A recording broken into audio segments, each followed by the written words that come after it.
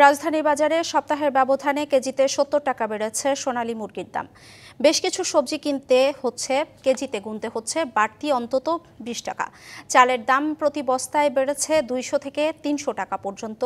এজন্য বৃষ্টি ও ঈদের দীর্ঘ ছুটির কারণে সরবরাহ সংকটকে দুষছেন বিক্রেতারা।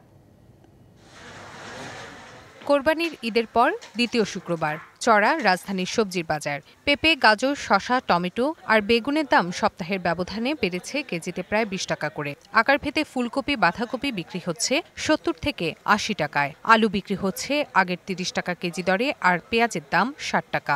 গত সপ্তাহ থেকে এই সপ্তাহ তরকারির দাম কিছুটা বেশি। বৃষ্টি অনেক তরকারিটা একটু হয়েছে, বৃষ্টিটা গেলে আরও ২-৪-১০ টাকা কমবে সবজির দাম। তবে কেজিতে প্রায় ৭০ টাকা বেড়েছে সোনালী মুরগির দাম।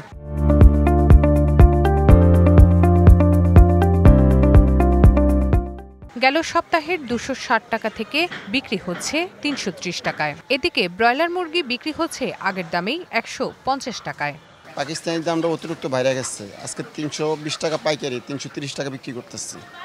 আর ব্রয়লারটা ১৪০ টাকা পাইকারি, আমরা ১৫০ থেকে ৬০ টাকা বিক্রি করতেছি। আগে যে বাজারটা ছিল, এখন বাজার মূল্য একটু বৃদ্ধি পাইছে আজকে, বিশেষ করে ঈদের পরে। আর গরুর মাংসের কেজি ৮০০ টাকা, আর খাসির মাংস বিক্রি হচ্ছে ১২০০ টাকায়। দাম বেড়েছে সব ধরনের চালের। বিক্রেতারা বলছেন মোকামে দাম বাড়ার প্রভাব পড়েছে খুচরা বাজারে।